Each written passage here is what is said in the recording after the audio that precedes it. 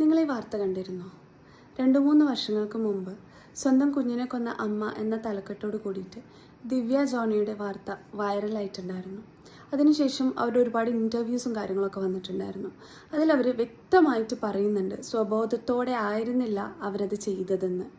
ആദ്യമേ പറയട്ടെ, ഈ ഒരു വീഡിയോ ദിവ്യ ജോണി ചെയ്ത കാര്യത്തെ ന്യായീകരിക്കാനോ ദിവ്യ ജോണിയെ വെള്ളപൂശാനോ ഒന്നും വേണ്ടിയിട്ടുള്ളതല്ല കേട്ടോ.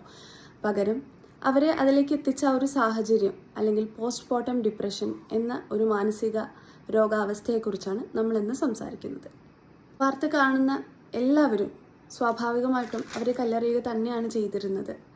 പക്ഷേ എന്തുകൊണ്ടങ്ങനെ സംഭവിച്ചു, ഏത് സാഹചര്യമാണ് അവരെ അതിലുകൊണ്ട് എത്തിച്ചത് എന്നുള്ളതാണ് നമ്മളിന്ന് പരിശോധിക്കുന്നത്. 3 ദിവസങ്ങൾക്ക് മുമ്പ് ദിവ്യ ജോണി വിഷം കഴിച്ച് ആത്മഹത്യ ചെയ്യാൻ ശ്രമിച്ചു. അതിനുശേഷം അവർ ആശുപത്രി കൊണ്ടുപോയി തിരിച്ചു വന്നൊരു ഹൃദയാഘാതത്തെ തുടർന്ന് അവർ മരണപ്പെടുമ്പോൾ അവർ വീണ്ടും ഗർഭിണിയായിരുന്നു എന്നാണ് അറിയാൻ കഴിഞ്ഞത്. 3 വർഷങ്ങൾക്ക് മുമ്പാണ് ദിവ്യ ജോണി ആദ്യം പ്രസവിച്ച കുഞ്ഞിനെ ശ്വാസം മുട്ടിച്ച് കൊല്ലുന്നത്. നൊന്ത് പ്രസവിച്ച കുഞ്ഞിനെ ബോധമില്ലാത്തൊരവസ്ഥയിൽ സ്വന്തം കൈകൾ കൊണ്ട് കൊന്നുവെന്ന് പിന്നീട് തിരിച്ചറിവുണ്ടാവുമ്പോൾ ആ അമ്മ അനുഭവിക്കുന്ന മാനസികമായിട്ടുള്ളൊരു ആഘാതം എത്ര വലുതായിരിക്കും. അതിനു പുറമെ അത് അവരെന്തുമാത്രം തളർത്തിയിട്ടുണ്ടാവും. അതൊന്നും പോരാഞ്ഞിട്ട് ചുറ്റുമുള്ളവരുടെ കുത്തുവാക്കുകളും അവഹേളനങ്ങളും ഒറ്റപ്പെടുത്തലുകളും കുറ്റപ്പെടുത്തലുകളും. സ്വന്തം കുഞ്ഞിനെ ശ്വാസം മുട്ടിച്ച് കൊന്ന ഒരു അമ്മയെ അംഗീകരിക്കാനൊന്നും സമൂഹത്തിന് കഴിയില്ല, ശരി തന്നെയാണ്. പക്ഷെ ഇത് ചെയ്യുന്ന സമയത്ത് അവർക്കത് അരുതാത്തതാണെന്ന് ചിന്തിക്കാനുള്ള മാനസികാവസ്ഥ ഉണ്ടായിരുന്നില്ല എന്നൊരവസ്ഥയെ നമ്മൾ പരിഗണിക്കണം. ക്ലാരിറ്റിയിൽ ചിന്തിക്കാൻ കഴിയുക, അല്ലെങ്കിൽ നല്ല മാനസികാരോഗ്യം, നല്ല ശാരീരികാരോഗ്യം എന്നൊക്കെ പറയുന്നത് ഒരു ഭാഗ്യം കൂടിയാണ്. നമുക്കതില്ലാത്തവരെ ഒറ്റപ്പെടുത്തുന്ന ആ ഒരു മാനസികാവസ്ഥയിൽ നിന്ന് ഇനിയെങ്കിലും മാറി ചിന്തിച്ചൂടെ?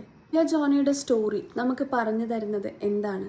ഒരു മാനസികാരോഗ്യ പ്രശ്നത്തെ അവഗണിക്കുമ്പോൾ, അത് പറയാനുള്ള സാഹചര്യം ഇല്ലാത്തൊരു സിറ്റുവേഷൻ വരുമ്പോൾ അതിനെ തുടർന്ന് പിന്നീട് ഉണ്ടായേക്കാവുന്ന കോൺസിക്വൻസസ് എന്തൊക്കെയാവാം, അതിൻ്റെ ഭീകരത എത്ര വലുതാവാം എന്നുള്ളതാണ്. തരത്തിലുള്ള മാനസിക പ്രശ്നങ്ങൾ കൊണ്ട് ബുദ്ധിമുട്ടുന്നവരുണ്ട് നമുക്ക് ചുറ്റും. പക്ഷെ സമൂഹത്തെ ഭയന്ന് അതാരും തുറന്ന് സംസാരിക്കാൻ തയ്യാറാവുന്നില്ല എന്നതാണ് യാഥാർത്ഥ്യം. ഒരു അമ്മയാവുക എന്നത് എളുപ്പമുള്ള ഒരു കാര്യമാണെന്ന് തോന്നുന്നുണ്ടോ? ഒരു കുഞ്ഞിനോടൊപ്പം ജനിച്ചു വീഴുന്നത് ഒരു അമ്മ കൂടിയാണ്. വളരെ കുറഞ്ഞ സമയം കൊണ്ട് ഒരു സ്ത്രീയുടെ ജീവിതം ഡ്രാസ്റ്റിക് ആയിട്ടുള്ള ചേഞ്ചസിൽ കൂടി കടന്നു പോവുകയാണ്. അതുവരെ ഉണ്ടായിരുന്ന ഒരു ജീവിതത്തിൽ നിന്ന് ടോട്ടലി അവർ ചേഞ്ച് ആവാൻ നിർബന്ധിതരാവുകയാണ്. ഒക്കെ അമ്മയാവുന്നതിൻ്റെ ഭംഗിയെക്കുറിച്ചും ഭാഗ്യത്തെക്കുറിച്ചും മാത്രമേ സംസാരിക്കുന്നുള്ളൂ. അതിനെ ഫോളോ ചെയ്ത് വരുന്ന ഒരു ഡാർക്ക്നെസ് ആണ് പോസ്റ്റ്മോർട്ടം ഡിപ്രഷൻ എന്ന് പറയുന്നത്. അതിനെ അവഗണിച്ച് തള്ളുന്നത് വലിയ ബുദ്ധിമുട്ടുകൾ ഉണ്ടാക്കും. ഒരു സ്ത്രീ പോസ്റ്റ്മോർട്ടം ഡിപ്രഷൻ അനുഭവിക്കുന്നുണ്ടെന്നാണ് കണക്കുകൾ പറയുന്നത്. 7 സ്ത്രീ എന്ന് പറയുമ്പോൾ അതൊരു ചെറിയ സംഖ്യ അല്ല കേട്ടോ. അതൊരു നമ്മൾ കാര്യമായി സീരിയസ് ആയിട്ട് കാണേണ്ട ഒരു കാര്യം തന്നെയാണ്.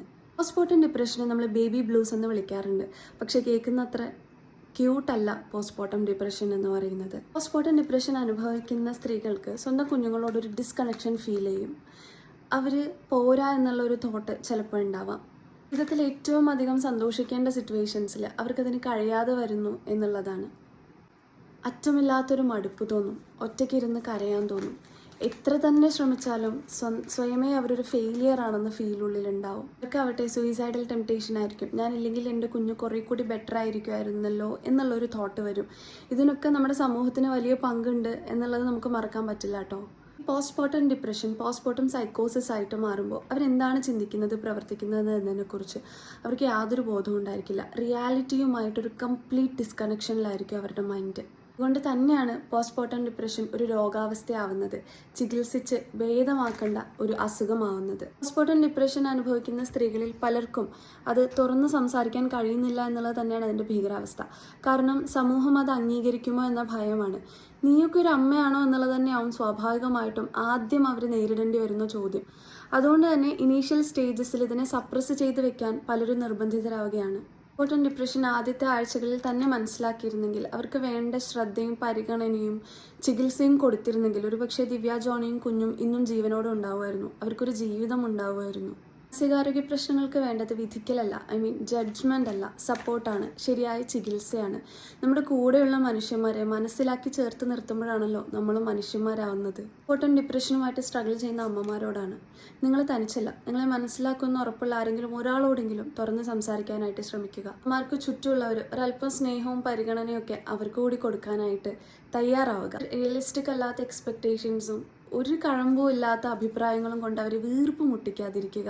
അവരും ചേഞ്ചസിൽ കൂടെ കടന്നു പോവുകയാണ്, അവർ സ്ട്രഗിൾ ചെയ്യുന്നുണ്ടെന്നുള്ളത് മനസ്സിലാക്കുക. അവർക്ക് വേണ്ടത് വിശ്രമവും കരുതലും സ്നേഹവും ഒക്കെ തന്നെയാണ്. അത് നമ്മൾ തിരിച്ചറിയാനായിട്ട് ശ്രമിക്കണം.